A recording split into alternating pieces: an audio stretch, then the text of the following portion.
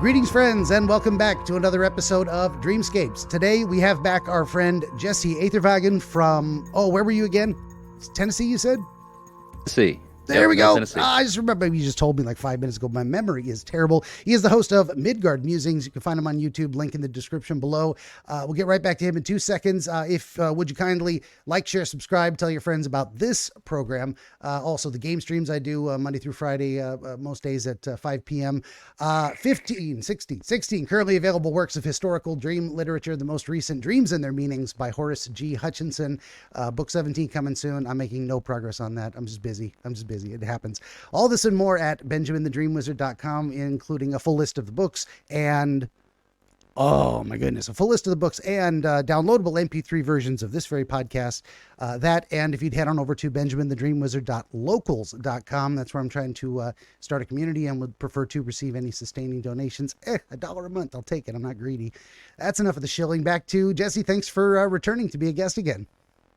Man, thanks for having me back. Yeah, right on. We were just kind of shooting the breeze beforehand, talking about anything, nothing. I figured we just might as well just throw on the recording and get going. Absolutely. That's why I like to do it too, just kind of do the fat, as they say. Yeah, exactly. Is that the way? Well, I was going to just ask you, like, what have you been up to since? Any new projects going on? I've seen a couple of your videos pop up. I haven't had a chance to watch them yet. It's just pretty consistent stuff. I mean, podcast every week. A lot of short form content. I'm trying to test the YouTube algorithm out to see how they blend my short form content with my long form content. The Facebook community blew up almost overnight. Like nice. I was sitting at around 5,000 or 6,000 followers, and I'm near close to 17,000 as of today. That's so huge. That was a really wild. Nice. That was a wild spike in engagement. The YouTube channel's growing. We're about 5,500 subs over there. So very cool. Yeah, did you track the? Like a steady, go ahead. I say it's been just like a steady uphill climb, man. And nice, very cool. I was going to ask if you tracked the Facebook expansion to anything in particular, like if you look, that was the turning point, or if you know or not. I mean, there was a lot of there were some short form. Well, there are right now. Like there's one short form like reel. Like how Facebook and Instagram have the reels, which is like equivalent to YouTube Shorts. One of those videos has over 100,000 views. Wow! And I think that was one of the things, like 7,500 reactions, and that was one of the things that really kind of got it into everybody's news feed, or and then following the exposure, people follow you because of it. So yeah, and it's it almost seems a miracle in some ways. Like what's gonna suddenly catch fire? It's got to be the right content, the right set of people at the right time, and then suddenly it goes, I'm interested in this, and that just kind of spreads, and people share it with each other. And I wish I knew the formula to make it happen. I don't want to. What I don't want to do is make clickbait content. I'm just not interested. I don't care if I never get that popular. It's just not my style. And I don't think you did, but I know that is one way a lot of people do it, and it is very successful. It's like, that's just not me. So whatever, I don't know why I mentioned that method at all. It's like, I know how to do that, but I'm just not going to do it.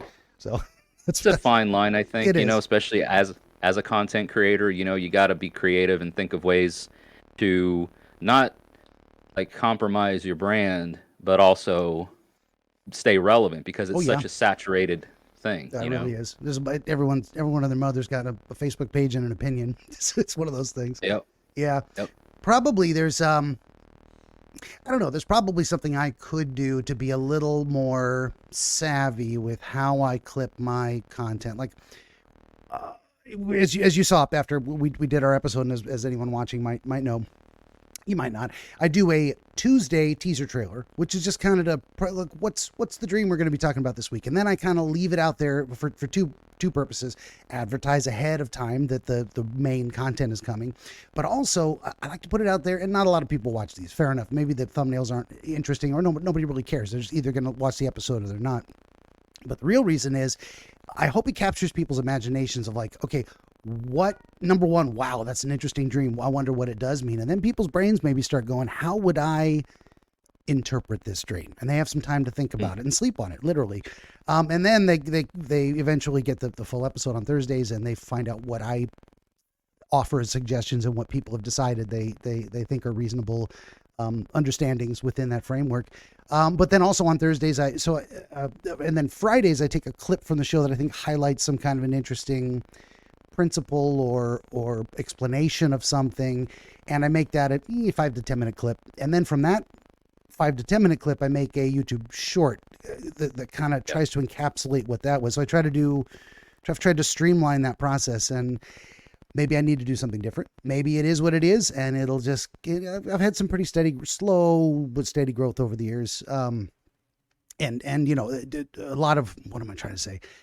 What I've heard, and I think it's kind of a truism, is that, you know, it takes 10 years to become an overnight success. Like suddenly after enough of consistent work, you become something. And at least by that point, you'll know this is happening or it's not ever. I don't know. Also that, like, especially on the YouTube platform, and a lot of really big creators will back this up, is that, just put the content out, and once you get to where you've hit about 10,000 views on that content, you're gonna start noticing, or the algorithm's gonna like figure out, like, oh, you start pushing this out. But clearly, you're in a very niche topic, you Very know, true, like yeah. dreams and stuff. So that could be, it just hasn't figured out, like, who do I need to send this stuff to? Who needs to see it? You know, but Yeah. I've heard that, like, that magic number is like 10,000 views of collective views, right? Not just on one particular piece of content, but I don't know. And you know, what they say that now or whenever, and then, you know, like next week the algorithm changes and they're coming back and they're going, hey, YouTube changed something, or this platform changed something. You're like, damn it. Yeah. I had just got to the point where I figured out what worked, and now I got to relearn it again. For sure. Yeah, or suddenly your views drop. It's like, did people lose interest, or did the algorithm change? Am I being recommended less? Who knows? Yeah. And I think I'm making a mistake that I kind of knew was a mistake to begin with. But it seemed like a necessary mistake because, okay, so I'm all over the place on the meta on this. I heard someone recently opine, and I'd heard it before, but it brought it back to memory, that what you don't want to do is change your tags in some ways, or where you list, is this humor? Is this gaming? Is this education? And I'm like, categories there, that's the word I'm looking for. So typically all of my videos I put under education, because I'm hoping what I'm bringing to the table is something edutainment in a way. It's like, here's something that should be interesting to listen to, and you take something away from it. You learn something about psychology, you learn something about dreams, and certainly you see the process that I seem to use, whatever it is, to get a reasonable understanding of dreams. And maybe you can do that for yourself at home, because I'm not going to, hopefully someday I hope to have more guests than I have time to talk to. That has not been the case yet, but it's aspirational. Okay, that being the case, I do switch back and forth between categories. I created a second channel called DreamWizard Plays for my video game streams. And I thought, that's dumb, because nobody knows. You know, the DreamWizard channel is virtually unknown. You know, it's a few thousand people. And then I'm going to start a new channel that nobody watches either. And I thought better to keep it all in one place. Okay, so I heard recently that it's better not to change categories, that screws with the algorithm. So certainly I think I'm shooting myself in the foot in that regard. It doesn't know where to promote me. Is this a gaming channel, or is this an education channel? Like, well, it's both. I don't know. Maybe kind of wear many hats. Yeah, that's the thing. And it's like, I like playing video games, and I like the idea that I can stream games and have people show up and talk to me and enjoy watching me play. I'm going to play them anyway. I might as well record it and share it. And I just put it on the same channel. So whether you're interested in the dreams or you just want to watch me be terrible at video games, it's one-stop shop and no second channel. No need for that. I decided to keep it all in one place. So yeah, long story short, I've seen it go both ways, you know, especially with some of the bigger content creators. Like they'll even have their own channel for their short form content. Like they'll separate it out, and it gets that granular. And I'm like, I'm not that big. And even if I were, I mean, just find me on one place. You know, you ain't got to worry about it. Hey, if you find another Midgard Musings out there, just know that it's not me. Because you are only got the place, yeah. You know, for sure. People make bot accounts and they poach other people's stuff and they don't give credit. And There's a lot of ways to go about it. Yeah, yeah. yeah, And again, and even within these, say, strictly ethical ways that we're doing, there's better and worse ways to kind of do that kind of stuff. What I'm hoping for is that the confusion, what ultimately probably does confuse the algorithm in having multiple categories on a single channel back and forth. I hope it will be overridden someday by the idea that people find me through the gaming and say, oh, he does dreams too. And they find me through the dreams and say, oh, this guy, he also plays video games. And then they just watch me, and hopefully it'll grow organically from that. That's why I always tell people, like, share, subscribe, and please tell your friends. Like, if you have a friend who's like, never doesn't know about me, just let them know, hey, you interested in dreams? I know a guy. And then they watch or they don't. That's fine. But you did what you can. If you enjoy what I do, that kind of thing. So, and I'm also fine to just keep at it for another 10 years. I mean, I'm just enjoying the process. So if I'm not even trying to become rich, I'd like to make more money than I do. That would be nice. Won't we all, right? But I'm just like, I'm not even complaining either. I like the idea that maybe more people who would enjoy my content, I have a chance to discover it. That's about it. And then, maybe someday that caps out at a certain number of thousand people, and that's just all the people in the world who give a damn. Fine. I can live with that. What are you going to do? I'm going to keep doing it anyway. So, because I just enjoy the process. Maybe like, especially with what you do with dream interpretations and dream studies, I mean, I think a lot of people want to know if there is anything to consider when they dream. They just don't really know, like, where to go with it.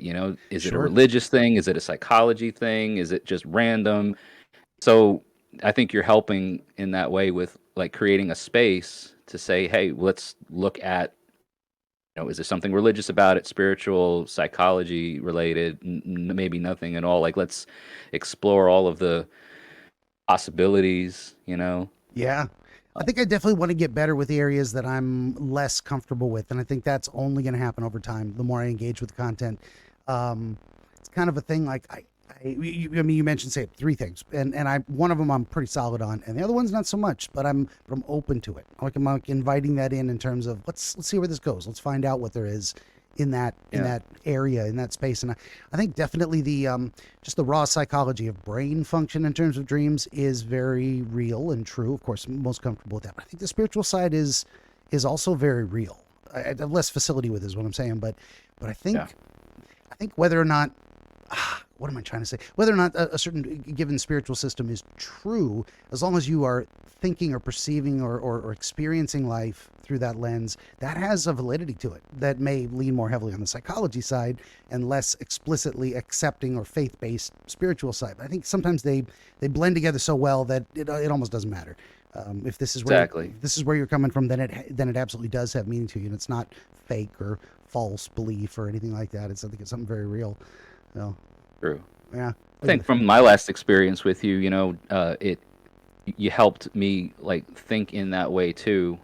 Like, not being the expert, but just being given a glimpse into your process has helped me explore that side of it and kind of start there. Like, what is making this whole thing tick? Right? What's the mechanical side of it? Like, and then if it touches on something that's more close to my heart, it kind of helps, again, feed that the direction that it goes in, or at least it has for me. So not to put you on the spot, but so you brought me a couple of dreams, and we'll talk about those very soon.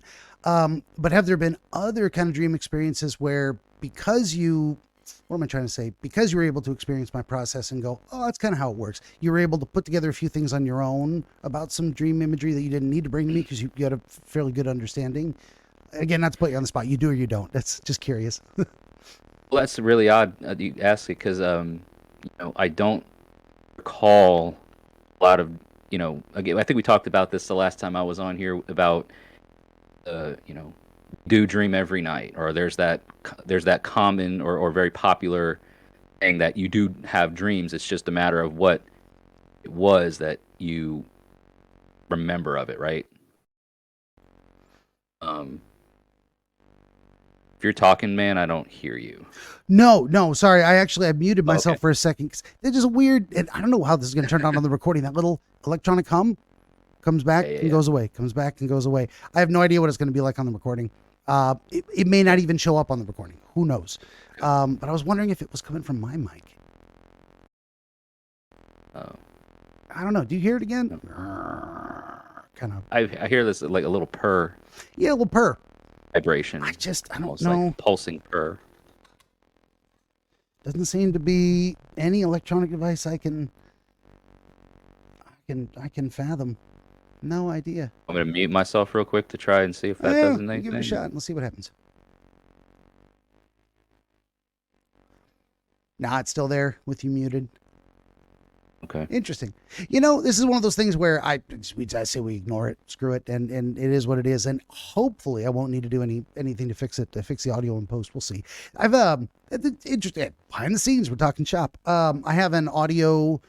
All the programs I use are free, which is probably one of the reasons I'm thoroughly unprofessional in this. I use except Streamlabs. I mean, Streamlabs is free, but then I pay for the multi-streaming for the games. Fair enough, so it's paid. But the Streamlabs, desktop setup was all free, so that's what I use. I use Audacity. I use OpenShot Video Editor, and this thing for making the shorts is called VSDC Free Video Editor. You can probably find a dozen of them. I'm not recommending that one necessarily. It's the one I learned how to use. But okay, long story short, on Audacity. So that is also where I do my audio recordings for the books. And if I do say so myself, my vocal performance, reading the books aloud, is miles better than it was from the first one, and hopefully will continue to get better. But also my facility with the audio processing. So I can actually take a video like this, and if there's a little background noise, I can kind of isolate it and use some of the software to strip it out without ruining the whole audio. So that's something I do. So if there's a little electronic noise going on, we'll try and take it out. Otherwise, I'm going to ignore it, and hopefully no one else cares. Yeah. We'll see. No, to your point. Yeah. Don't dream a lot. Okay, so if I dream every night, I don't remember the dreams when I wake up the next day. They don't. Me too. Yeah. They don't. I don't retain it. So to answer your question or whatever, I think what limited recollections that I retain, the experience that you and I shared and kind of getting to see your processes has helped. Okay. Those really like seemingly minute or insignificant details about a dream, like what can I recall specifically about it that in the moment didn't seem significant, but calling it and replaying it and reintroducing it into the processing of the dream, maybe was significant. So it has. It was really insightful, and I learned a lot through first interaction with that. So very cool. That is always my hope. I mean, it was always possible you and I never got this chance to talk again. You never had another dream. You never had time to appear on the show, all of those things. But then to get that kind of feedback, because I always hope that is something I want to have happen, certainly for guests, but for the audience as well. Like, if you just kind of pay attention to what I do and you kind of watch enough of the repetitions of it and kind of see how I seem to do it, hopefully you can intuit some of the same stuff. It does help. I mean, part of, I'd say, what I maybe uniquely bring to the table is my kind of autistic pattern recognition type of thing I've got going on, which may be a bit of a unique skill that some people don't have. Not to toot my own horn, but something where it's like, it's the benefit that goes with the drawbacks of some other stuff, like certain verbal processing and decision making, different things like that. So you get a little Rain Man action. Very good at counting cards, not so good at missing Wapner. Right. Routine. No, it's time. It's Wapner time. Hey. I'm just, that's me, definitely. I got my routines. But also that is, and not just maybe say the background in psychology, which is good. I think it's foundational, and then the experience of like how to tease out how to really understand what the terms mean and what's what and what fits in those categories and doesn't. There's like a pop psych understanding that a lot of misimpression in the general public about what psychology is, how it works, etc. So that's all good too. But then also just a personal fascination with symbols and the connections between symbols. What is the different layers of meta understanding of of things, and I'm not even as good as many other people. I mean, I would cite probably, absolutely a hero of mine or a mentor in some way, Carl Jung. Unbelievable. Like he invented a lot of the systems of symbology and how we understand it. And it makes sense. So, definitely drawing on that. But then someone say like Jordan Peterson, he's seeing Framework fits. Yeah, the framework. Yeah, for sure. And then guys like Jordan Peterson, where he's just, I think legit tens of IQ points higher than me. Absolutely. And seeing connections and formulating ideas and expressing them in ways that I can't compete with that. Probably if Jordan Peterson were doing this show, he would do it much better than me in the exact same format. But he's on other projects. He's on another level, which is why I enjoy watching his content there. But He is. I mean, I like hearing what he has to say about things. There's another guy that I like, not on the same, but he's been on another podcast that I listen and watch sometimes is Theo Vaughn's this past weekend. Yeah. Theo Vaughn's a comedian, but he's had Jordan on his show at least 2 or 3 times. Yeah, I just saw one of those recently. I did the last couple weeks. Yeah. And so like you get this like, the fact that Jordan comes on there with a guy like Theo, and they can have like good conversations. He's also been on like the Joe Rogan Experience and other really high end like big audience, Oh yeah, podcasts and stuff. So it's really cool to see the diversity that where he'll come and he'll talk, and there's entertainment to it, but you learn some things too, I think. Yeah. I think that's a great skill to have, is that you can kind of go anywhere people are genuinely curious and interested in having a conversation and just talk to them. It's a fantastic thing. But I also kind of, one of the things that was fun to watch over the last few years was some of his rec compilations, those different places where people put him in very antagonistic situations, and he gets a little snippy, but he puts some, sure. He's very, who wouldn't? He's so good at verbal jousting. Like, he's very eloquent with his. I'm not that good. That's not me. I'm not gonna formulate my thoughts coherently and verbal jujitsu. No, I can't do that. That's not my thing. But that's an interesting thing too. Is like, so people listen to this show and let's say I've got people I talk to on Discord. We argue in text. I'm much better at arguing in text because sometimes I need to read a thing and think about it, compose a reply, look at what I composed. That's not what I meant to say. Edit it, and it takes me like 5 minutes to respond to one question or challenge. That's not happening verbally. People are not going to wait 5 minutes while you pause and think and write an answer out and then read it verbatim. You gotta think on your feet. No, I can't. I can't do it. No, but now I can't do that in a debate format. I can do it in a friendly, collaborative discussion format like this. Sure. I'm kind of, within my specialty, of course. You get me into other areas where like, I've never heard of that. What is that? Okay, so you're explaining to me something new. Now I got to absorb and process that. I don't know what to say. I don't know if I have a comment on that. Maybe I'll just think about it for a while. Okay, good talk. It's one of two things, right? You gotta, it's like you got to, and I've been in those positions too, right? You gotta either, gotta dazzle them with brilliance or baffle them with BS. There is that, yeah. If you're just kind of vamping, just filling time, I gotta say something. But then filibuster, Well, I love it too. Well, like a debate, you're meant to have a response that counters the propositions of the other person. In a regular discussion, which again I have more facility with verbally, is like I can just say, I don't know, tell me more about that, and then you let the other person talk. You just whatever your curiosity leads you is perfectly fine. You don't have to have all the answers. In a debate, you're supposed to have answers, or you're conceding defeat, where it's like, that's tough. That's not. I don't really enjoy debate as much as sharing ideas. Even if I have a conflict of opinion with someone, it's more like, oh, okay, that's what you see. Well, I see it this way. Oh, it looks like we disagree. Okay, fair enough. I'm not really interested in defeating anybody or forcing them to adopt my opinion or confess that I am the winner. I just don't care. Just no interest. That doesn't make me feel good. That's one of those. Okay, we're just getting personal and whatnot. That's one of the reasons I never enjoyed, say, sports as a kid. Never really enjoyed being physical. Anyway, I'm just kind of a sedentary type. I just like to not be sweaty and tired and sore. Fair enough. But I didn't enjoy the feeling of losing a sporting competition. Nor did I enjoy the feeling of winning. I felt sorry for the other guys. There was literally no winning, whether I won or lost. And so I just decided to stop engaging in those competitions. I didn't want to defeat anyone, and I didn't want to be defeated. So it's like, why play? Why force myself to endure that? So that's always been kind of just a general perspective on my part. So enough about me. Sorry, I'm rambling. No, it's great to learn about that part of yourself, and that you're willing to share it. Yeah.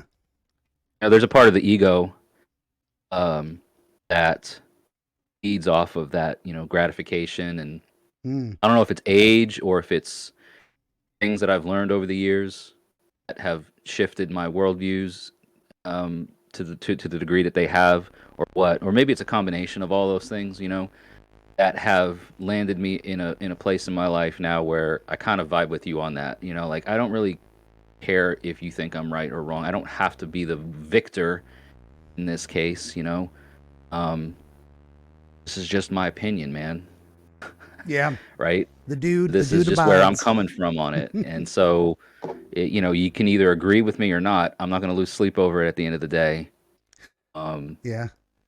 Is what it is. Definitely. And I think I think it's a typically, what is it? Life stage wise, it's pretty normal that most young men, we'll keep it in that category, have a tendency to seek confrontation, conflict, to test themselves, to engage in competition.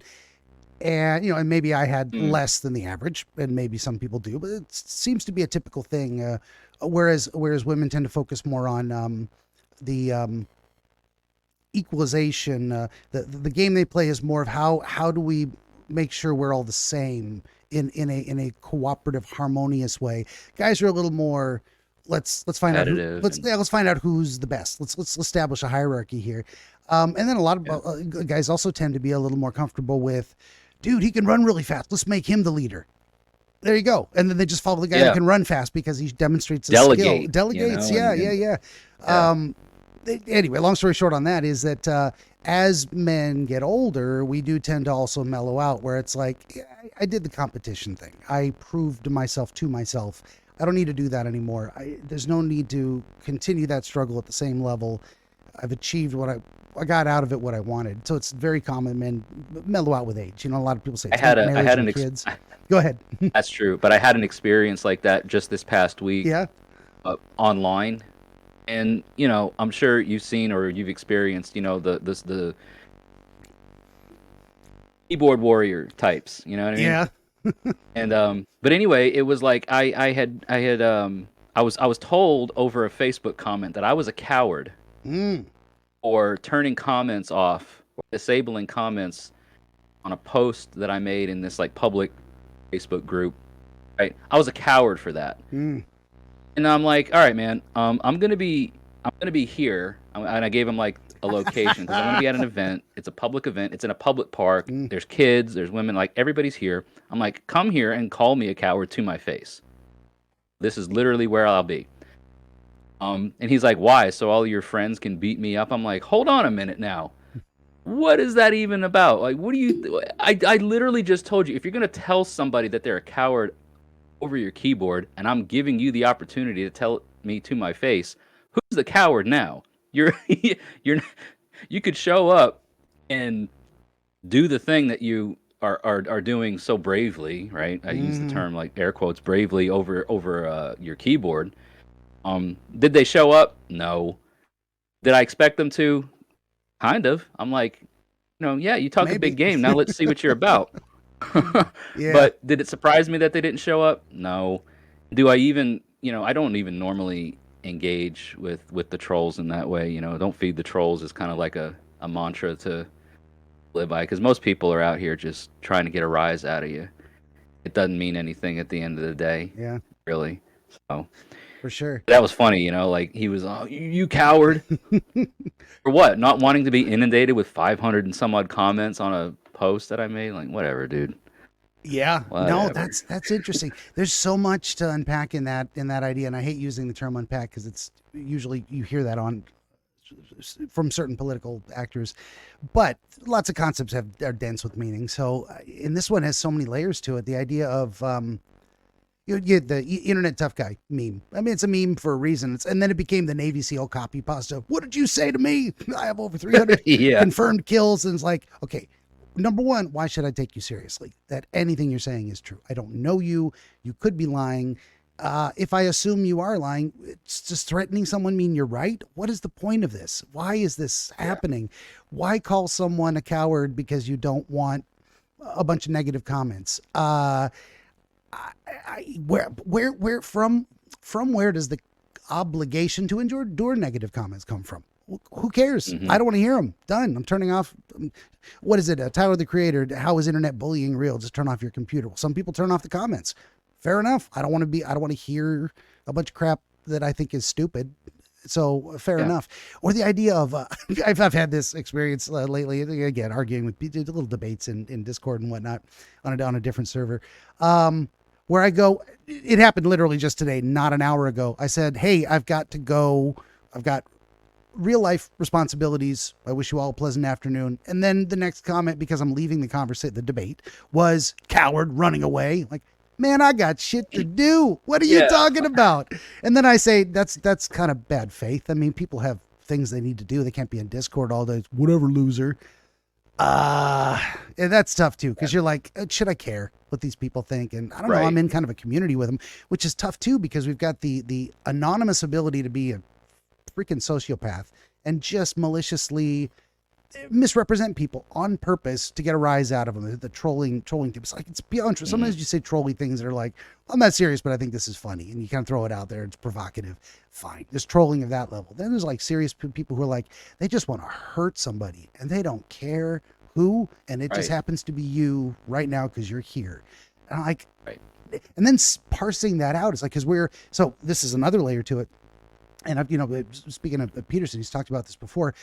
In the broad strokes, we we evolved for thousands of years, like for 350,000 years, in almost this current human composition physically, long time. Mostly in little tribal units of 20, 50, 100 people, whatever. And so we're very sensitive to in-person communication and listening to the people around us, their feedback, because that's how we orient ourselves to what is real versus delusional. And whether another person is right, they still have feelings. What would I say? Feelings aren't always right, but they're always real. You feel what you feel. That's true. Whether you should, whether you should or not. Yeah. So we get these things where we have a little niggling doubt in our head that says, wait a minute, is this person making a valid criticism of me? Should I listen? And sometimes it's hard to tell. And sometimes, even if you're damn certain they're wrong and they're just being a jerk, you're like, am I the asshole? Could they be right? It's such a challenge, right? Like, yeah. And I've had this discussion with people before too, where, I'm not trying to invalidate you and I'm not invalidating your opinion. I'm just simply saying that just because you're valid doesn't mean you're correct. Mm-hmm. Like, your feelings are valid. You could be wrong. Yeah. Actually wrong, right? All of those things. Like, but, people need to, I think, just realize that, you can die on that hill if you want to. I think we've all done it in some aspects, doesn't make you right, correct, or anything like that. It's not invalid. It's just, could be just flat out wrong, and take ownership of that and be responsible enough to accept that when it's applicable. Oh yeah. And then you get the people who are kind of like, if they yell louder or get the last word, that means they're right. They're very determined for that. So very often in a lot of these conversations, I just say, that's an interesting idea. I disagree. Thanks for talking. And they're just not satisfied to agree to disagree. It's like, no, one of us has to admit they're wrong. I'm like, that's not going to happen. Don't ask me to do that because I don't think I'm wrong. Do you think you're wrong? Right. Again, that's another thing too. It's like I run across a certain type of person who's like shocked that other people could have a different opinion and speak it and mean it and not be interested in changing it, and that there's nothing they can do about that. And on one side of it, there's like the perception of arrogance. Fair enough. If you are just so damn certain that you're not going to let anyone change your mind, maybe you're a little arrogant. Fine. Then again, as you get to a certain age as a man or anybody, as a human being, you've had a lot of these arguments before. You've considered a lot of the evidence before, and it's pretty rare a new piece of information comes along that you go, I didn't know that. I've never thought of it that way. Let me modify my perspective. So part of it may be a bit of an age thing with some of the, Discord tends to be a younger crowd. So maybe I'm dealing with folks who are struggling a little bit more with their own understanding, and they need that competitive spirit of, I'm trying to figure Mhm. this out. I'm not so certain. You can't possibly be as certain as you are. And I'm like, I'm telling you, I probably thought about exactly what you're thinking before, and I came to a different conclusion. Fair enough. Maybe Mhm. you never change your mind in your entire life. Maybe a few years down the road, you're like, I've heard enough that now I've formed a solid opinion that kind of represents what I believe. And what is it, like an old dog, new tricks in some ways. It's like Yeah. you've kind of At been, least you've got that. At least you've got that capacity to accept when new things come that could potentially change or shift yeah. the way you see things, and you're willing to accept that, or at least entertain that idea, right? You've got that cognizant ability to go, all right, for this however long I was thinking a certain way, maybe this new piece of evidence, this new discovery, right, changes everything. Hmm. That's the objective side of things, you know, It that should you have be. to be willing I to. think that's kind of like the scientific method style of thing where we've got pretty Yes. solid theories, gravity. And that doesn't mean that gravity couldn't change, or the theory of gravity, the theory we think we understand, couldn't Right. change. And we go, oh, we learned a new way. Now I'm hoping it does. I'm really solidly, this is a different tangent, but I am hoping someday we learn gravity control and we can then have flying cars, etc., or a personal anti-gravity belt that allows us to fly like Superman. Hallelujah, let that happen in my lifetime. But uh, this, I don't know, there's a lot of different ways to understand that. One way is that it doesn't mean the phenomenon of gravity has changed. Whatever that was is always the same. Like the physical laws of the universe are actually immutable. We just didn't know how to interact with it properly. We didn't know. It's like Right. fire always existed before we learned how to make it with flint and steel, and before we understood Friction that, and all the things. yeah, Yeah. before we understood that it took fuel, oxygen, and a spark. Oxygen. Yeah, yeah. And even in the absence of those three things, fire is still real conceptually. It's like the potential for fire existed long before fire ever happened for the first time.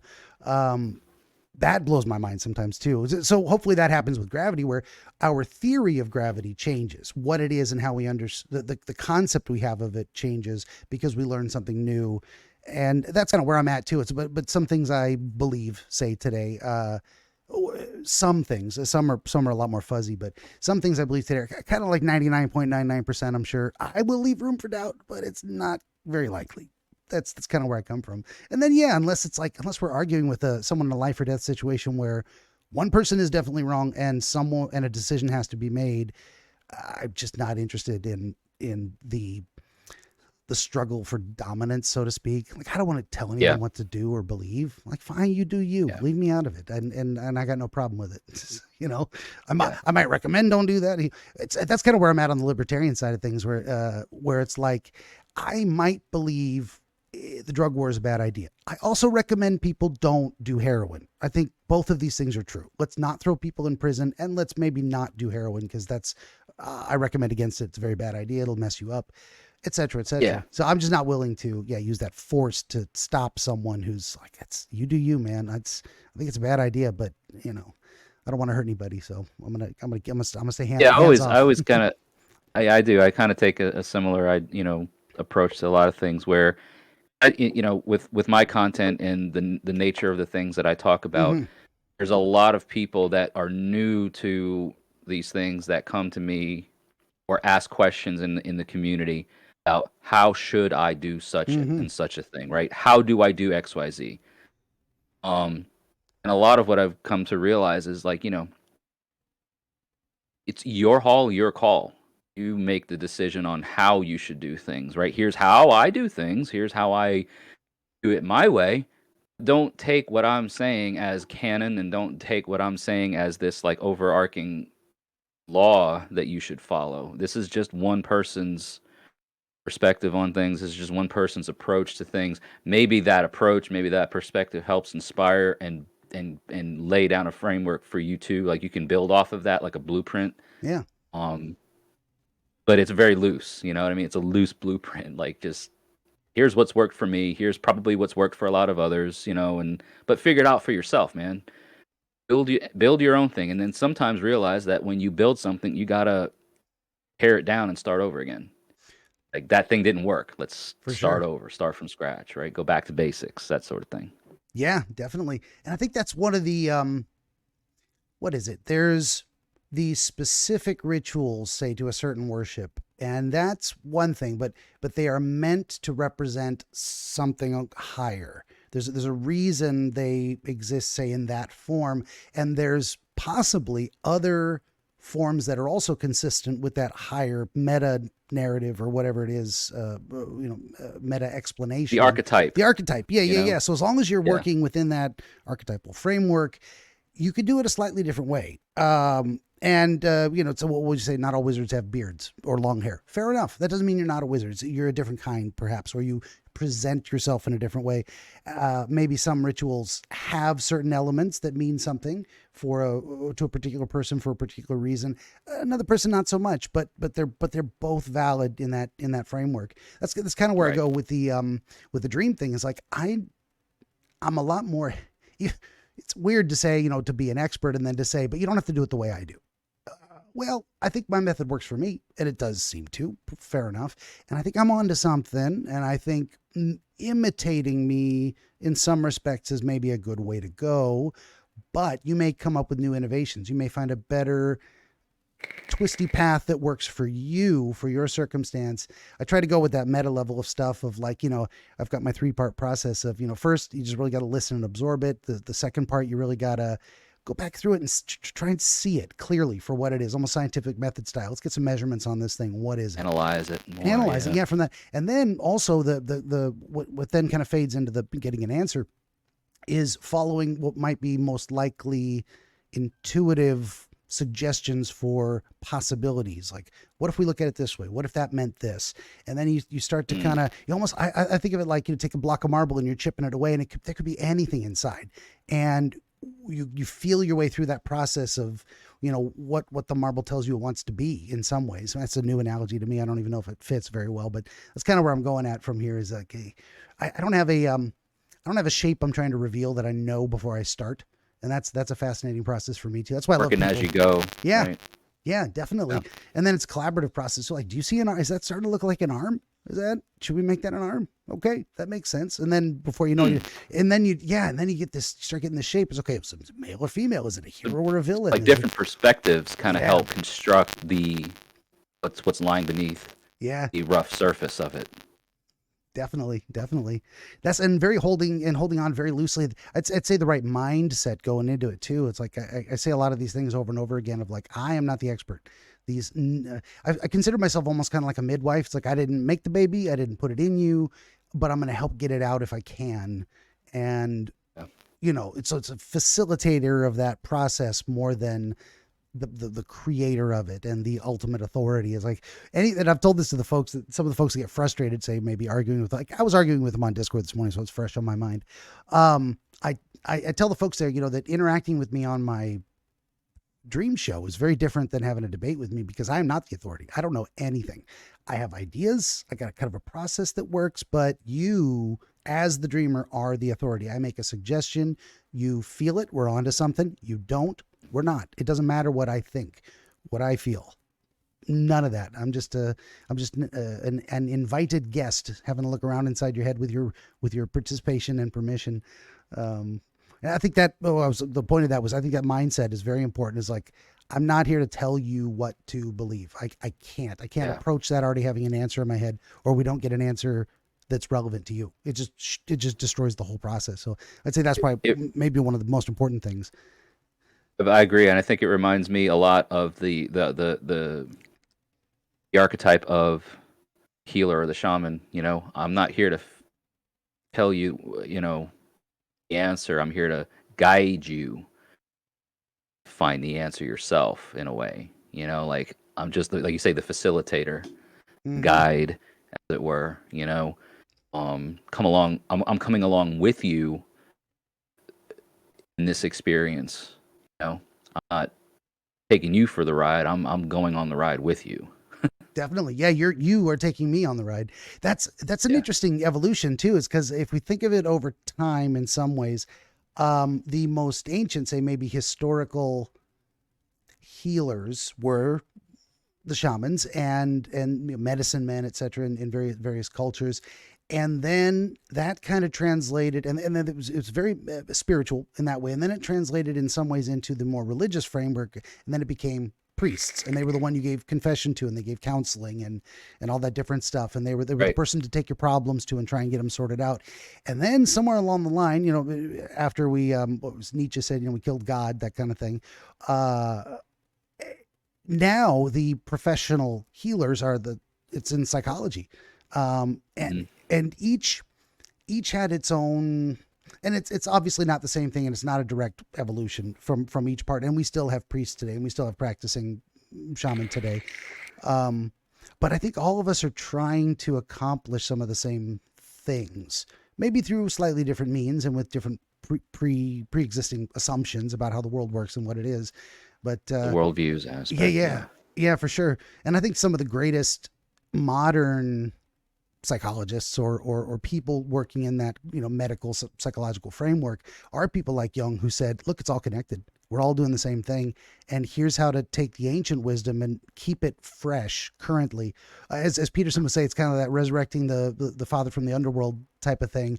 You don't want to just leave what is useful behind completely, because then you lose what is useful. You want to carry it forward in the right way that is useful to you today, revives the spirit of the father in the current generation, which then becomes the father to the next generation.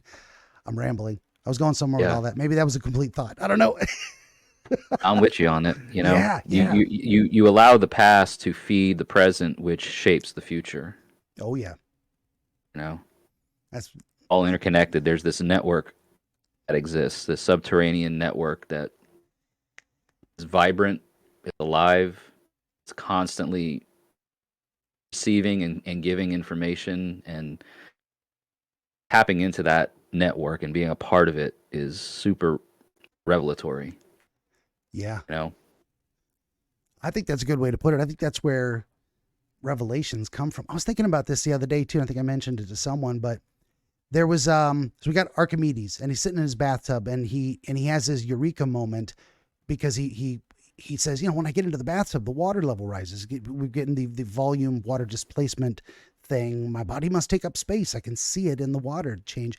And he's so blown away by this sudden understanding that he goes running down the street naked, shouting Eureka. It's the story for how true it is. Who knows? But that, and I was thinking the other day, like, what is that moment? Where does that understanding come from? That sudden inspirations, the sudden connection, the light switch goes on, the dots are connected. Modern science has theories, psychology has theories about kind of how the brain works and how we build up to connecting dots logically or through different processes. But that moment of inspiration seems completely mysterious. Like, no one actually knows what it means, how it happens, where it comes from. And I can say, so you said the word revelatory. I think that is probably the best possible understanding of a physical manifestation, in a way, of revelation from God, if that makes sense. It's like that moment of closing that gap. That's kind of my concept of one aspect of the universal source, the dots connect. Source energy. Yeah. I mean, the Greeks used to say, the muses have whispered in your ear, they inspire you. And okay, so they're assuming a supernatural source for inspiration, because that's what it feels like. Where is this? It did not exist within me, and now it does. Did I make that? How did I make that? No one knows. Mm-hmm. And Socrates had his daimon, or demon, that he listened to, almost his inner voice, his conscience, in a way. And so we still to this day, we have no idea how that happens like that. Well, that's magic in my estimation. That is a magical experience that a lot of people take for granted as commonplace.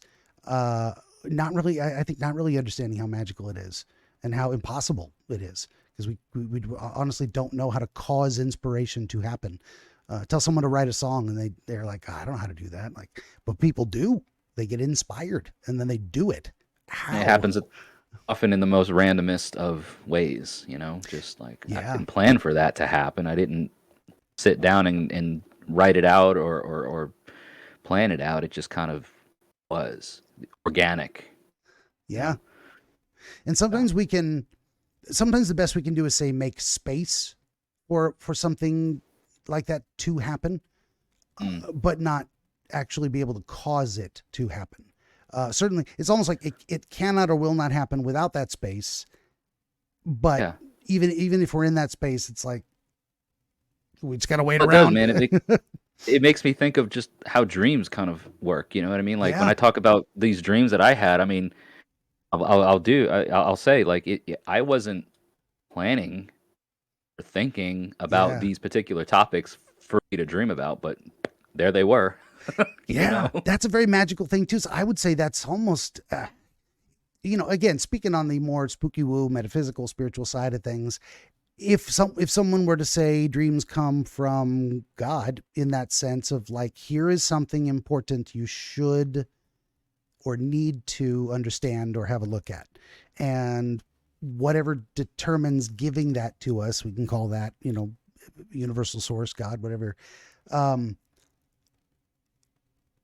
I was going somewhere with that. Divine Yeah. intention or whatever. Yeah. Yeah, but we don't. But we almost. Yeah, and then again, there's some people who say they can program their dreams. If I want to have a specific type of lucid dream, I can determine the elements and it will happen. Fair enough. I don't understand that process either, and I think there's probably something biologically, constitutionally going on with them where they have access to a specific kind of ability that maybe almost nobody does.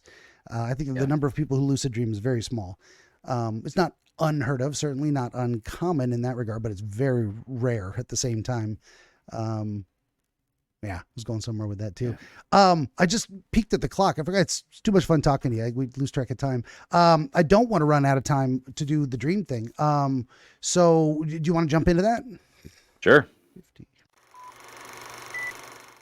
Benjamin the Dream Wizard wants to help you pierce the veil of night and shine the light of understanding upon the mystery of dreams. Every episode of his Dreamscapes program features real dreamers gifted with rare insight into their nocturnal visions.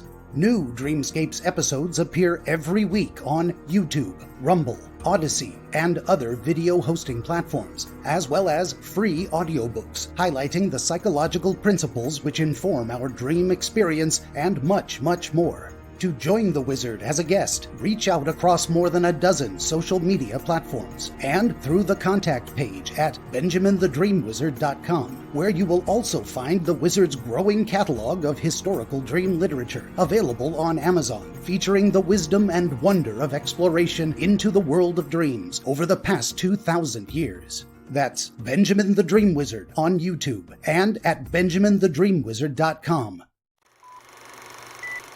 Let's go 51 minutes. Good deal. So, go for it. Okay. So, as best as I can recall, what I'm about to tell you happened in the middle of the night, in the middle of the week. I think it was a Wednesday morning, right? But in the dark hours of Wednesday. So go to bed Tuesday night, wake up Wednesday morning. The dreams happened somewhere in that window, but I don't think it was the Tuesday night time frame. I think it was the Wednesday morning time frame, so after midnight. And they were dreams of death, specifically my death. And I dreamed one dream, woke up from it, went back to sleep, and then had another dream of death that I violently, I'd say, woke myself up out of. And I say violently because the second dream I woke myself up out of sleep by screaming. Okay. So backing up, the first dream was a dream of death in the sense of combat, right? I was in a fight to the death. And I was positioned against two combatants. It was a fist fight, so it wasn't like weapons were employed. It was like hand-to-hand combat, but without weapons. And didn't die, but I was again pitted against two opponents, so I was like outmanned in that way, you know, two against Mhm. one kind of thing.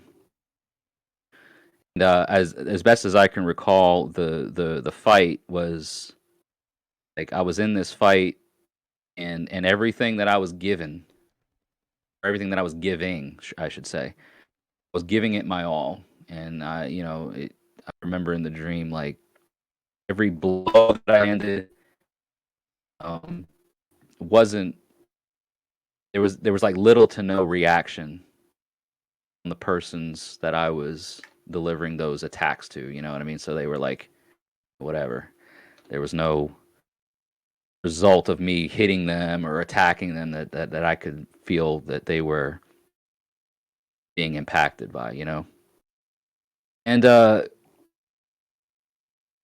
dream kind of ended abruptly in the sense that I don't remember there being any end result to it. Like there was no victor at the end. Like I didn't emerge victorious. I wasn't defeated. It just kind of ended abruptly. And so that was the first time I woke up, you know? Then go back to sleep. And then the next dream that I had was very different. The second dream was my death, but not in the sense of fighting to the death. It was more like an execution. Mm. Um, and that one was a bit more specific in that I was being chased down.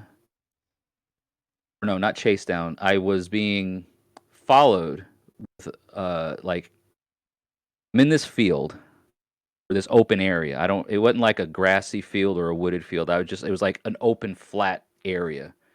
I don't remember there being any buildings or trees or anything. It was just kind of like this open landscape.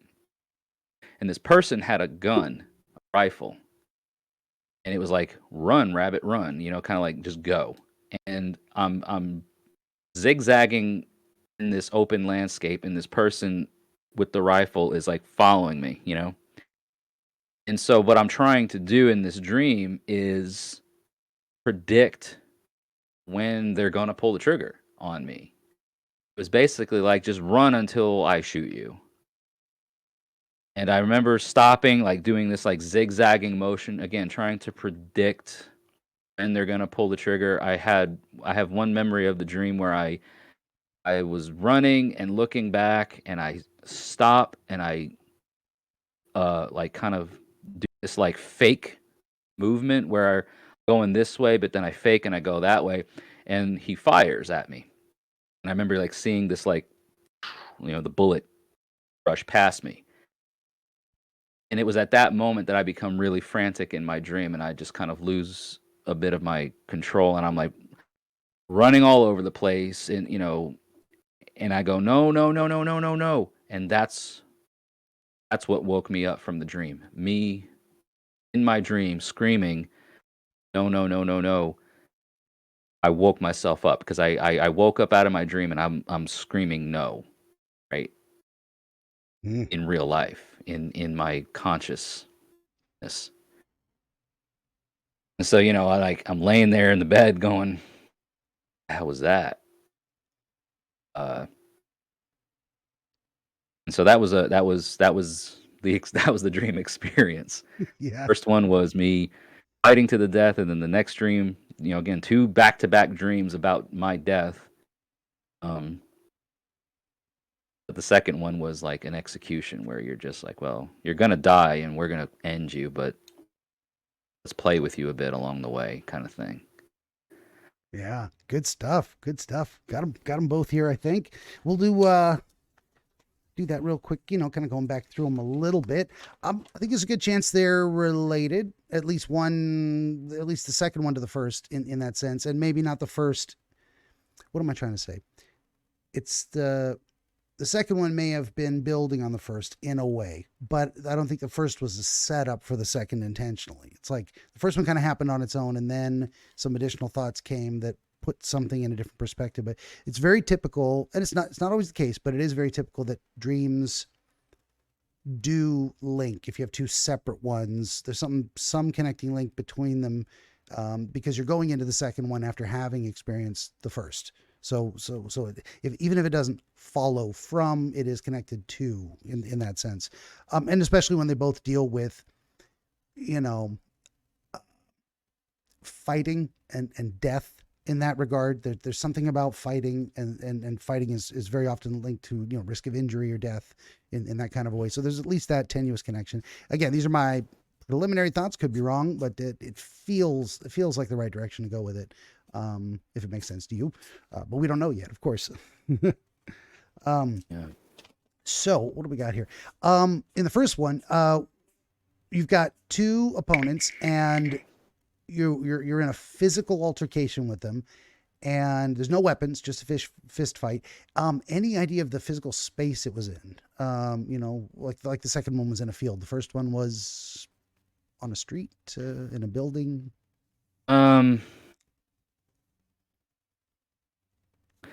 Best that I can recall, it was you know, neutral ground. Like it wasn't in a house, a warehouse, a field. Like, I don't remember much about the landscape. Um, there were no spectators. You know, it wasn't like a cage match. You know what I mean? Where like people are watching. Yeah. It's not that I can not that I can recall. I was just kind of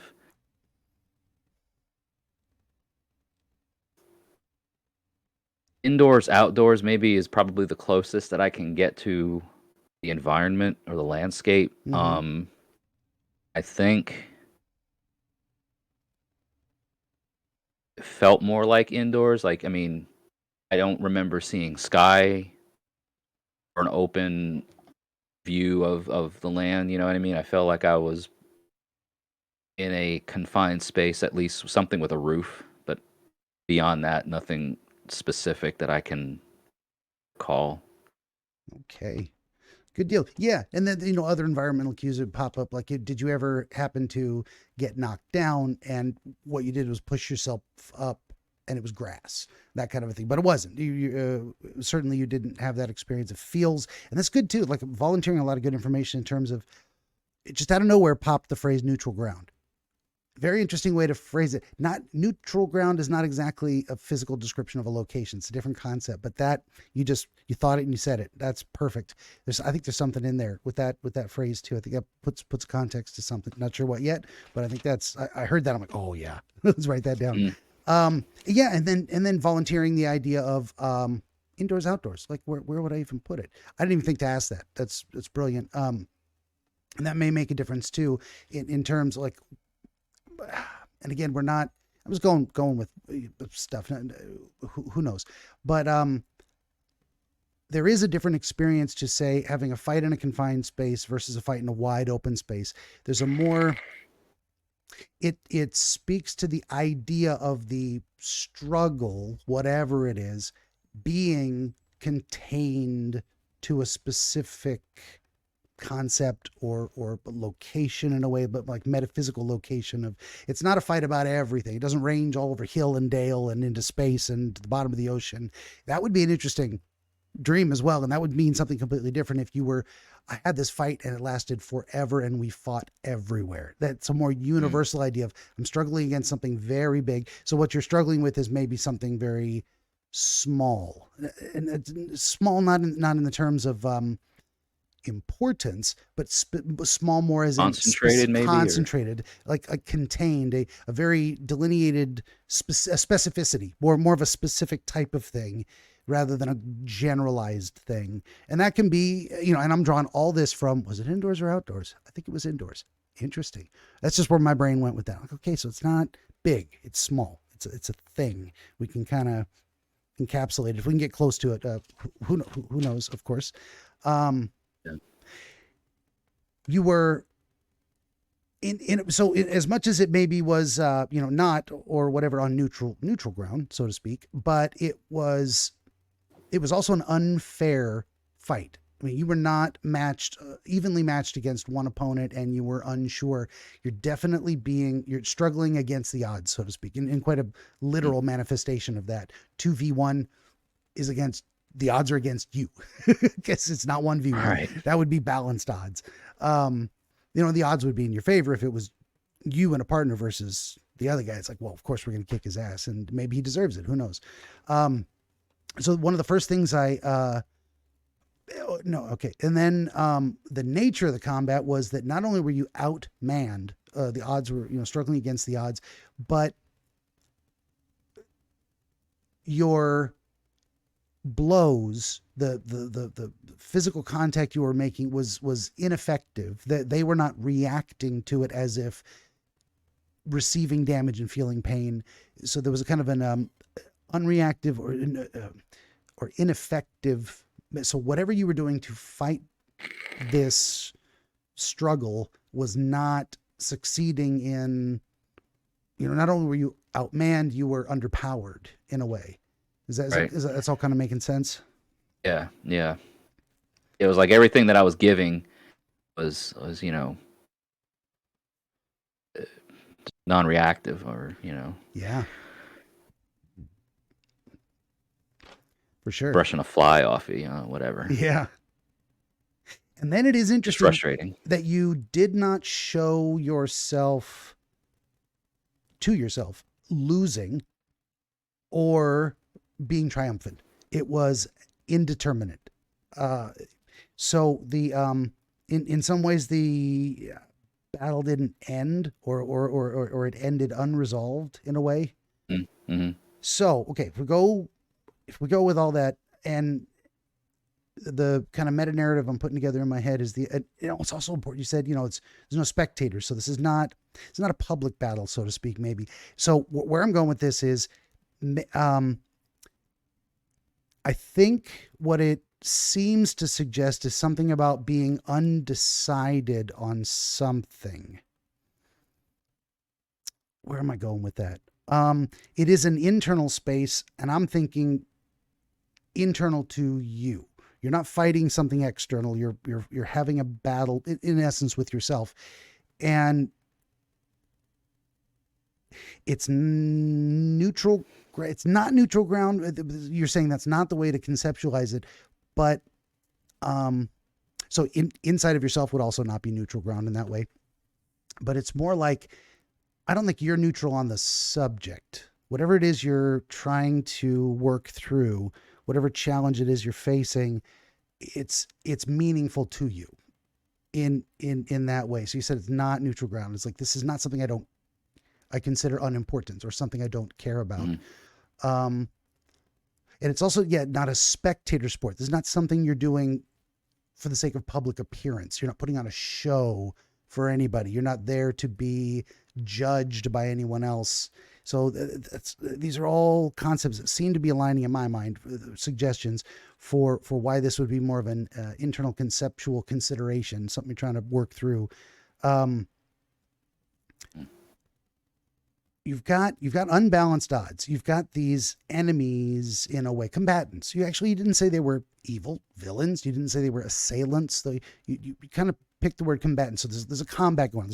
That's why I've been conceptualizing it as a struggle. Yeah, like there wasn't nobody there that I knew. Like, I didn't recognize who I was pitted against. Yeah, like you there weren't wasn't fighting your dad, your brother. You weren't fighting Brad Pitt or whoever.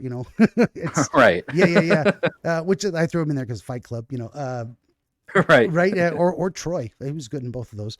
And so where are we going with that? It's like, there's a part of you that maybe feels outnumbered, overwhelmed maybe is the right word. Like definitely like what you're fighting against has the upper hand in some way. It's got at least the visual representation of being it has twice as much manpower compared to you, so to speak.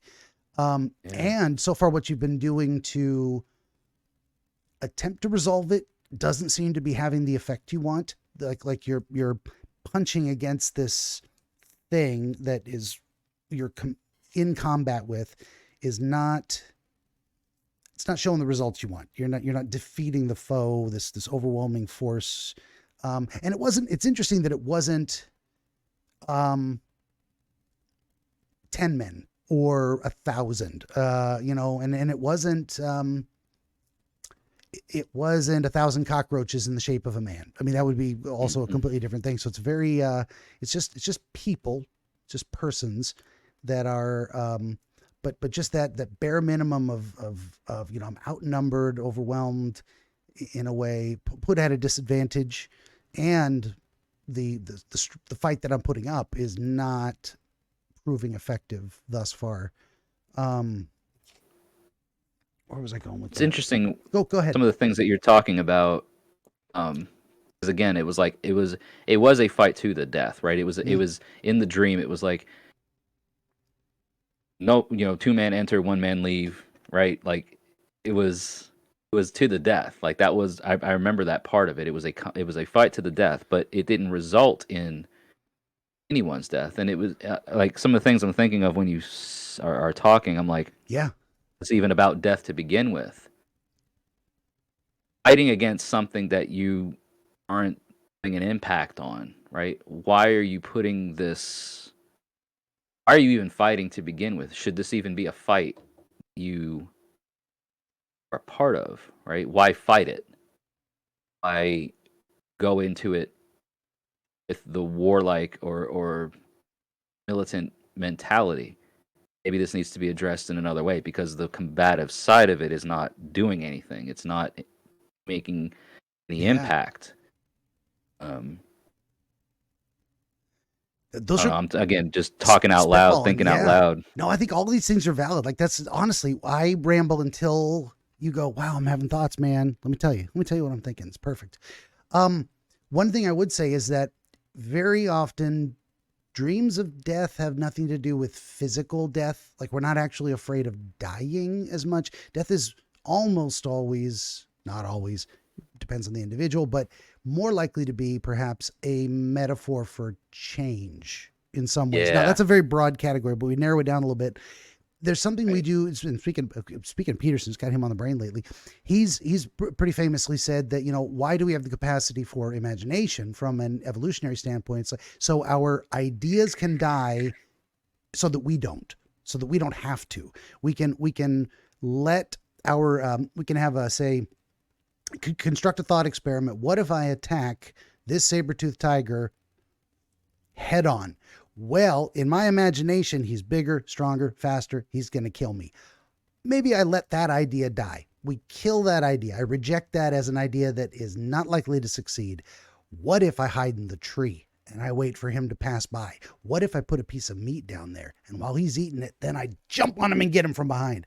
Now that idea, I might live. And so I think that's what we do a lot. Like when we're having, say, an internal, and I think this is what this is saying, something along these lines, but like an internal struggle against something that seems like it's more powerful than us for whatever reason. And we're being ineffective so far. Well, one of you is going to die in the one concept of yourself. One, what am I trying to say? One belief about what is good or true or right is going to prevail over the other. It's whenever we have to make up our mind about a decision that, well, I go left or right. I can't go both. And if we go left, we let the idea of going right die. I've chosen not to take that path. So there's something very much to my understanding, or it feels right in this regard. It could be way off, of course, but that the fight to the death is like only one version of myself in a way is going to come out of this arena. And right now it seems like the me that I think is me is not effectively dealing with this other thing that might defeat me. And it's interesting that you were not a passive observer watching two other people fight, but you are engaged in this fight against something. So there's something I don't know if it's resisting is the idea, or something you don't want or think you don't want, or an answer that you wish you could. Conflict in a way. Yeah. In some ways, an idea that, what is it? It's not being in denial, but it's almost like being in denial. That's close, but that's not the right idea. It's like when we have a difficult truth we need to accept. And in order to accept that difficult truth, we have to let our old self-concept die. Oh, that's not who I am anymore, because now I actually do something different. And that different way of interacting with the world or understanding it is more powerful than the old way.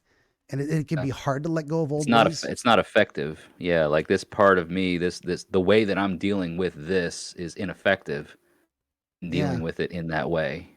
Yeah, and we haven't said anything not about making any what impact. this is, and I'm not even sure if the dream itself, maybe the second part of the dream, we'll say, or the connected second dream, which I think is independent, might say something more in that regard. But sometimes that's as close as I can get. Well, now I guess this is where I turn it back over to the guest and say, now that we've kind of conceptualized it that way, have you been stuck on the horns of a dilemma, so to speak, and you need to make a decision about how to approach something? And one of the options is less desirable, but appears like it might be necessary. Is kind of where I'm going with that. More than just one More than example one. comes to my mind. Yeah, like there's a lot of it. There's a lot of that sort of thing that I think has just surfaced lately. Okay. Stuff going on in my life,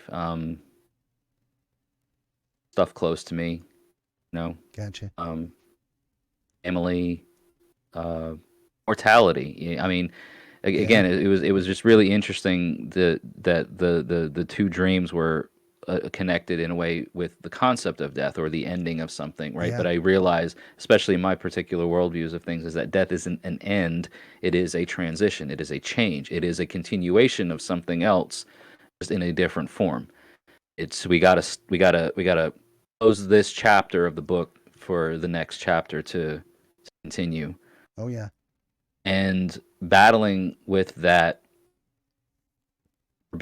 those concepts, right? Whether it is a physical death, right? A person or persons who have passed. Like, I mean, my father died this year. Mm. I remember since you and I have spoken, if we've talked about that or if that came up, but my father died this year. Um, there's other family related events that have happened that you can't help but be faced with that mortality. Oh yeah. But aside from that, just other things, community based events or things that you're involved in or that I'm involved in, rather, that um, do you take this angle with it or do you take that angle with it, and trying to figure out like the right way Mm. of going about it, and that sort of conflict of interest, maybe, or you know this is a year for me, at least, of really big changes, things that have already happened that have changed me and people around me, and also things to come that are going to be changing me and others. So I think because that's where my focus has been, maybe subconsciously there's this, like, coming up to the surface of, like, well, now it's time to face it. Yeah. This might have been You know? just the right time, or you had a thought previous in that day at one point, which was like, I'm not going to be able to put this off for too much longer. And then in the dream, it's like, what am I? We're getting down to the wire Yeah. now. What is the representation of that idea of I'm in a fight I can't avoid anymore? Um, yeah, very much so. And I thought of something else, and then the dog distracted me. I had to put him down. But it's just the broader observation. Nothing will make a man confront his own mortality more than the death of his own father. It's like this person who was here before I existed is now gone from old age, ill health, and that will be me someday. That is the most visceral physical representation of that self mortality possible, I think. And then some kids confront that very early. I think I don't think she'd mind me saying so. My mom lost her mother to breast cancer when she was 16, I think, and so that Wow. changed. Yeah, I mean, talk about confronting that very young, losing a parent like that, and it's nothing like we lose touch with friends. We move to a new town, or we have a pet die, and that's a way to confront it. But it's something else when it's our parents. I mean, I'm not looking forward to that myself. I'm fortunate they're both still alive, but maybe not for much longer. I mean, we got maybe 10, 20 years if they're lucky and me. But that's not that long. That's inevitable, Yeah, no, and it is too. And yeah. And that's an interesting thing too. It's like we can rationalize it in some ways, saying, "Oh, I mean, it'll happen someday," and then it does. You're like, "I wasn't ready for this." I don't know that anyone. There's no way to prepare. I don't think anyone can be. No. Well, the other thought I had before I lose it is, isn't it nice to be a person who cares about doing the right thing? Because that means we get to enjoy the pain of uncertainty and worrying about whether we're doing the right thing. That's one of those ironic situations that, terrible people, in disguise, terrible people who don't give a shit. They don't have the anxiety of making good decisions. They just do whatever the fuck they want. So it's that's unfortunately, I have to laugh at that kind of stuff because, of course we're screwed for being good people. Why wouldn't we? Why wouldn't we be? Yeah. Right. Yep. Well, I think that's, I think it might be as much as we can get out of that first one. And it is fantastic. Yeah. Fantastic and fascinating that it's both of these are, as you said, definitely right off the bat, very much associated with mortality, death, the idea of definitely transformative change. And then now I got to get this back from the cat. Here we go. CC boy. Speaking of heading for the great beyond, this little guy's been losing weight. This is CC. He's I always expect to wake up in the morning, and he's just he doesn't wake up anymore. In the end, the last nap, eh? Yeah, I'm really hoping for his sake. It just he just goes to sleep at some point. You don't have to hang on, buddy. You don't have to hang on. He's had a good life. I mean, he's like 12, 14, something like that. It's not like he's not a kitten. We actually used to have his brother as well. We called him Ninja. He was a little freak. He was born with 7 nipples. I think they usually have 8. He had an odd number, so he was genetically deformed anyway. And then I think he had an undescended testicle. And then he developed urinary crystals at one point. And he was only 7. So this was like at least 7 or 8 years ago. And we had to let him go. But this is his brother, and he lived a lot longer. So that's my story. Right? Let's talk about death. Yeah. Sorry. I mean, right on the topic. We're on the topic. We share my roll with it. Right? Share my struggles. Now you want to get back up, peanut butter? He does. He wanted to get down and drink some water. Now he wants to get back up. Come here. Come here. We've got a lot of elderly animals. No, I'm not. It's not time to play. Not right now. Not right now. We got stuff to do. What are we doing here? So the second one was, and your impression of it was, I'm here to be killed. This is an execution. This is not a fight, not even remotely a fair fight. I'm being pursued by something that is, so it's like the unavoidable inevitability of the approach of something final. This is going to happen. What are you doing? Come here. Come here. Come here. You cannot bark. You cannot bark when I'm on stream. Okay. You want to run around? There you go. Get comfy. They are value-added content, but man, it's absolutely so hard. It's so hard to just stay focused. Watch it now. He's going to get down again. Okay, go. Just quit barking. All day he's quiet. He's doing his own thing. I started recording. He's got to have his say. It is cute though. This is the kind of dog. It's a Maltese that they shave him to look like little teddy bears, and they make them dance on their hind legs in the circus, that kind of thing. Yeah, yeah. He's a cutie. So an unavoidable confrontation, and this one is out of doors. There's at the very least a wide open field, so you've got a lot of maneuverability. You've got a lot of places you can go. You've also got no places you can hide. You are not dodging around corners. You're not going to lose them in the, in the maze of a city or anything like that. No buildings, no trees, literally nowhere to hide. This thing is coming for you, and it's gunning for you in that way. This way I can describe it. Have you ever seen the movie? I think it was a Bruce Willis movie. I think it was called The Jackal. I did not see that one. No. It's an older movie, but Bruce Willis is in it, and Jack Black is in it for this particular scene. But if you want to go back and I don't know, it's probably a clip on YouTube you can probably find, but like Jackal with Bruce Willis and Jack Black. That's the closest thing. So anybody, your listeners or viewers that know what I'm talking about. Was there a scene in that where someone's trying to run away and they're zigzagging and someone's shooting at them? So Jack Black provides Bruce Willis, who's an assassin known as the Jackal in this movie, with this firearm. that is like a computer driven, like it's got this like joystick that he uses, Oh, and he basically is like Jack Black. He tells him, he's like, go out there and run it. He wants to test the computer on how it follows him. So he's like running and zigzagging all around in this huh. field, and it's like a massive thing. It's like a 50 caliber like Jesus. round is just excessive. Yeah, you get hit It by like it, you're blows just through a building. vaporized. Yeah. Yeah, it basically vaporizes Jack Black, like blows him in half is what the thing ends up Oh, coming out to. So, but yeah, it's kind of like that where it was a scene where he's like, just run. I want to see how this thing goes, and then hold this apple and let me shoot the apple, and then he ends up wow. vaporizing Jack Black. He's like, well, I guess we're not quite calibrated yet, or it's very like psychopathic.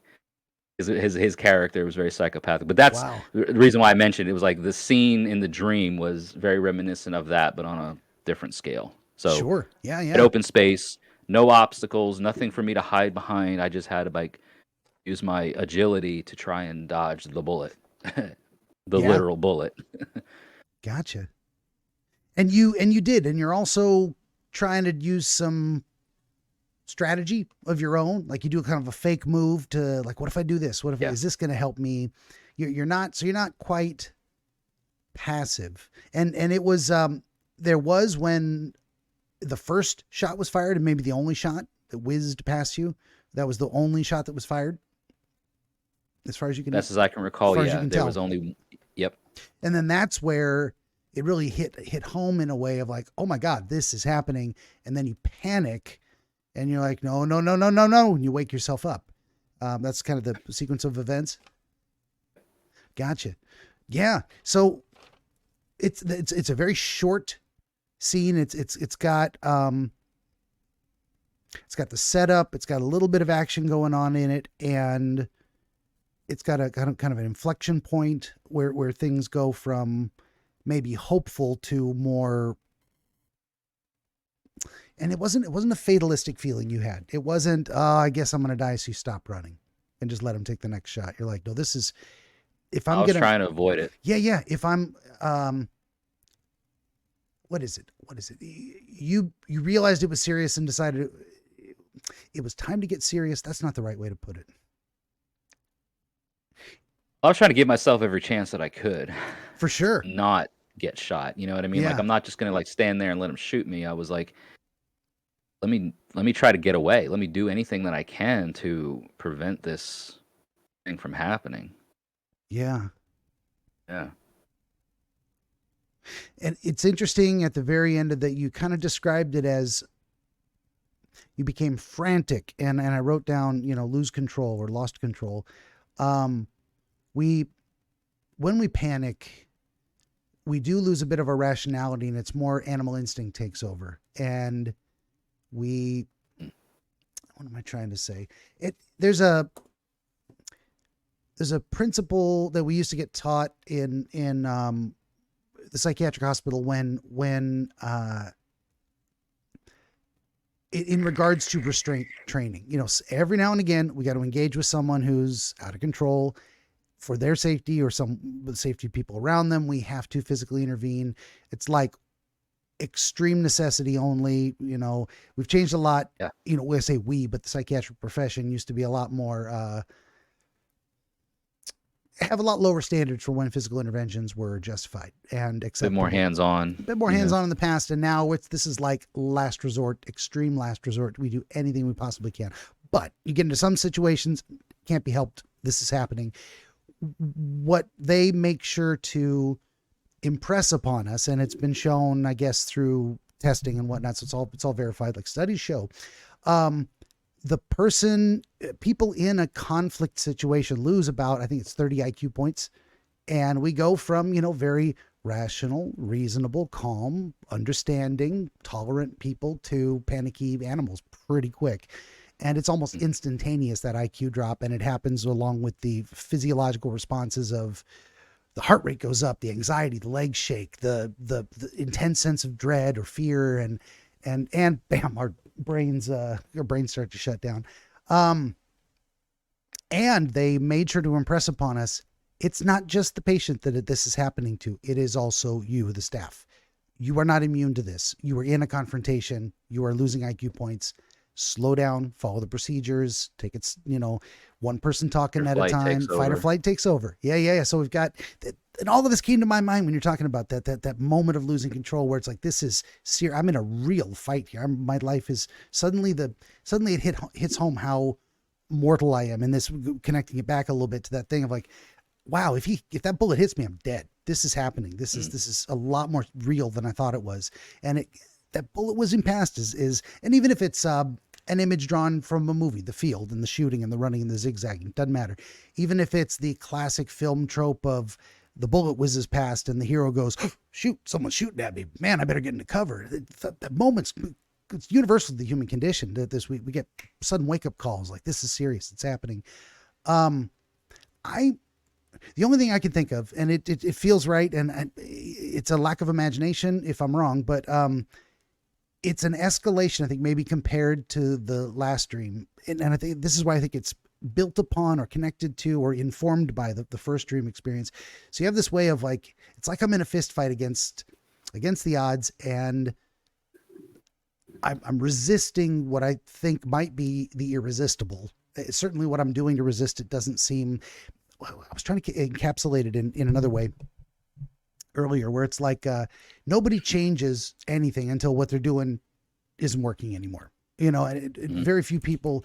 Now, some people are driven to seek change, and fair enough. There's a lot of us are novelty seekers. We just change things. I want to have something. I want to eat at a different restaurant for dinner tonight. That's not the kind of change. I mean, it's like we establish patterns and belief systems and ways of doing things that are functional until we are confronted with the fact that this isn't working. It's kind of what makes people say want to quit drinking alcohol. It was fun being an alcoholic up to a certain point where you go, wow, this is just ruining my life. And then people decide to make a change when it's not working anymore. So there's some kind of forced changes we have in our life when we're confronted with situations where we realize that what we're doing isn't working anymore, or just through no fault of our own, we have to adapt to a new situation. It happens all the time. But that means letting go of our old self. We have to become someone new, even if we're the same person technically. And even if we carry over most of our skills, there's a way of interacting with the world that has to be let go of. And so where am I going with all this? I'm thinking you conceptualized it first as kind of a struggle against something you didn't want to confront. And in the second one, it feels like in essence, reinforcing that message in a way of saying, I'm not happy about it, but I think I'm going to be forced to change the inevitability of this thing coming. And you're really maybe scared of it. I mean, to the point of like, feeling some people run away from changing themselves as much as they would run away from literally being stabbed. The nature of the change is such that it is too painful or objectionable. What's being asked of them, demanded by the adaptations being demanded, is so you want to reject it so badly that it feels like a death is coming. It feels like you're going to be murdered rather than sacrificing something voluntarily. Right. I just rambled a whole bunch of stuff, and I don't know if you have any thoughts. I want to stop there. Yeah. No, that, again, with the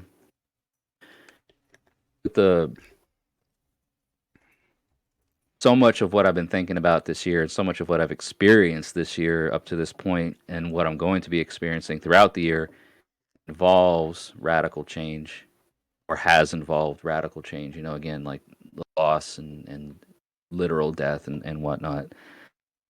But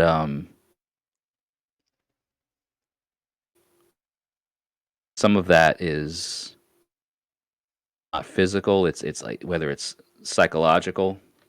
When I say death, like not a physical death, but a metaphysical, Yeah, or psychological change, and it's like you can't. What's also an interesting thing to add to this part was that I've talked to other people too about this, right? People within my circle, people that have similar or comparable worldviews as mine. You brought this. I do. I lean on that community, like, hey, do you think about this? And Right, you this is brought what I this dream to them experienced. before me? Hmm. Okay, good. Yeah, No, I'm very curious. yeah, And I'm glad you didn't tell me anything that they said before we went into it. So, yeah. I wanted to kind of leave that oh part yeah, to the end, just yeah. to not have it influence Stop it. the thing. But it was like there was there was references or recollections, I should say, of things that I had done around this time of year several years ago, a couple years ago. Things that I had involved in with my spirituality, my spiritual practices, religious practices, that are close to uh, just dark stuff, dark stuff, death, Mm, literal death. One particular was a really near and dear friend of mine. His father died Halloween 2 years ago. wow. Yeah. Leading up to that, though, like, my friend came to me and he's like, "There's anything that you can do to intervene with this inevitability." Like, he came to me and he was like, "Can you stop it?" Kind of thing. And I'm like, "I can't stop it, but I'll do what I can." And I tapped into certain aspects of my belief that I was kind of new to at the time, and I invoked certain elements in my belief that are very fringe. Like, you don't do this stuff on the day-to-day basis. These are like kind of really like an urgent need has come up, right? And there were two components included in what I did, two lives, his dad's life and the life of my unborn child. Mm, And so it was like it was a ritual for me, to kind of offer the life of my unborn child in exchange for the life of his father. wow. Hey, That's don't take heavy. him, take this. Have this instead of that. Mm, And that was one of the biggest things that was revealed when I spoke to him the other day about it. He's like, "You fought, the part of the dream sequences, right? The two, pitted against one, two against one sort of thing." mm, He's like, "Those two lives, you didn't get to keep the one, you didn't get to have the one yourself, your unborn, and then I didn't get to keep him, mm. dad. That inevitability still happened, you know, and maybe it was like a visceral reminder in a way of like, hey, this happened around this time of year a couple years ago. We're in a season of change, the autumnal equinox, right? When Yeah. day and night are of equal length, but now we're transitioning. Now we're changing into this time of change, of darkness, of calm. Let's rest. Let's go dormant. Let's recharge. Let's regroup. Let's rejuvenate. Right? Yeah. It's not go go go. It's now let's calm down. But it happened all in the same time of year a couple of years ago, and maybe that was just again like a visceral realization of you can't you can do everything you possibly can to try and bargain with certain aspects of life and death, but there's ultimately this inevitable result that you are just once you're there, and you can't escape it. For You can sure. dodge it, you can try to avoid it, you can do all the things that you think you can do to delay it and postpone it, but ultimately it's gonna arrive, and that's a tough thing to face It is. for a lot of people. It's a tough, it's gruesome, you know. Like with my dad, like we knew it was going to happen. I mean, obviously, it's always going to happen. But again, it kind of goes back to that. Like, you know it's going to happen, but when it does happen, it's still a catastrophic blow. Oh yeah. Like you can't prepare for it. You can't No. You do everything you think you can do to prepare for it, but when it does come, it's like that's the nail in the coffin, baby. That's Yeah. And it now. the permanence of it, the irreversibility. I mean, when it's just an idea, you can choose not to think about it sometimes. Once it's happened, it's real forever. Yeah. Yeah. That's the thing. When you're literally staring down that barrel. Oh yeah, and I didn't. My dream, like, I mean, I'm staring down this barrel. Dude, I know that's a great metaphor too. Yeah. On, shut up, you crazy. The bullet whizzes past you. Oh, you dodged it. You postponed it. Yeah, briefly, but it's inevitable. Coming. Eventually, it's going to get you.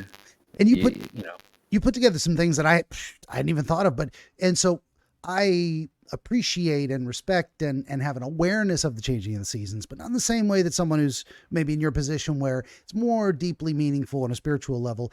And it's definitely, this is the period of, say, decline into the underworld in a way, or the leaves fall off the trees and we have skeletal fingers raking the sky during this period where we're further away from the sun. So it's basically winter is very strongly associated with death. And so if we're in a period heading towards an inevitable cycle before rebirth, this will bring strongly to mind, well, what else have I, say, lost? What other inevitable things, just like winter is always coming, what other things have I had to endure that were just, I didn't want it, but there was nothing I could do to stop it because that's life. So yeah, that's very powerful. Yeah. Yeah. I mean, stuff with my family right now, like my wife, her mom is getting up in years, you know what I mean? And there's been things going on with her that have really brought mortality to light. She was in the hospital for a week. Oh yeah. Due to some infections, and she had a fall, and there was like just a lot of things about, again, like the physical mortality, physical death that you can't ignore when things like that happen. It's like, hey, we don't like to talk about it, we don't like to think about it, but it's gonna happen, and as much as you may want to fight it, or as much as you do all that you can to prevent it or postpone it, I mean, it's gonna happen. And yeah, definitely. In some ways, I'm like almost in a way forced to think, for me at least, to change my perspective or to retrain my perspective in a way, right? Reprogram myself in a way, like stop fighting it. You can't avoid it. Yeah. You can dodge it. You can, postpone it, but like it's inevitable. Like be ready for it. Like be as ready as you possibly can be. Don't, those blows, everything that you give to oppose it doesn't matter. There's no impact. It doesn't do anything. It can't possibly work. It just wears you out in the process. Yeah. And that is some part of the benefit to certain kinds of radical acceptance. Of course, don't accept bad things that you can change or prevent. Very different thing. But things that are going to happen. It's almost like what am I trying to say? It's like it's not just wasted effort. It's wasted suffering to fight against the inevitable in some ways. It's like you can suffer now and later, or you can just suffer later, because the later suffering is going to happen anyway. So why torture yourself to no purpose currently? It's easier said than done sometimes. Yeah, absolutely. But I'd love to keep going. I'm running out of time. I'm sorry. We gotta, it's all good, man. But I wanted to say, well, thank you. But I wanted to say for sure, if there was anything we didn't address, any small portion that you thought we should focus on, I think we did a good job, but I always leave it to the dreamer to, if they have any more questions for me, No, and I think everything that you were able to contribute is of great value, and it's going to help me continue to process it, because this is kind of one of those things that I'm not going to put it to bed anytime really soon. Yeah, certainly not in one conversation with me, but if I can be a piece of the puzzle that makes it easier to successfully deal with whatever you're going through, then I always appreciate that opportunity. So, yeah. Well, I'll just say then we'll do the wrapping it up thing here, and I'll look at my notes. I'll say to everybody out there in YouTube land and beyond, this has been our friend Jesse Aethervagen from the Midgard Musings, or host of Midgard Musings. Link in the description below, of course. Highly recommended. Subscribe to the channel. For my part, would you kindly like, share, subscribe, tell your friends? Always need more volunteer dreamers, viewers for the game streams, which is why I got to go tonight. I got one coming up at 5 p.m. So, and 16 currently available works of historical dream literature, the most recent Dreams and Their Meanings by Horace G. Hutchinson. All this and more at BenjaminTheDreamWizard.com. Full list of the books, MP3 downloads of this very podcast. Also, BenjaminTheDreamWizard.locals.com. Trying to build a community there. That's where I'd prefer to receive any sustaining donations. Please and thank you once again, Jesse. Good to talk to you. Great to be here. Thanks again for having me, Ben. Right on. And everybody out there, thanks for listening.